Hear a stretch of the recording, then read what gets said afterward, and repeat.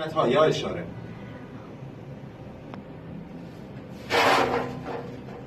به مچ دست شوک میدیم جوری که این زنجیر یا حلقه ها بخوره به سقف ساز، یعنی در واقع به طوق ساز.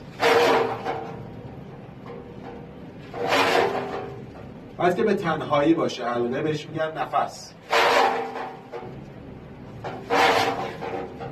نفس ممتد.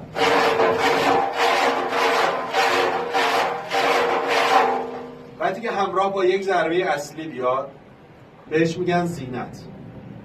در واقع زینت یعنی آرایش کردن. ما ضربه اصلی رو داریم آرایش میکنیم. زینت تون یا زینت بک.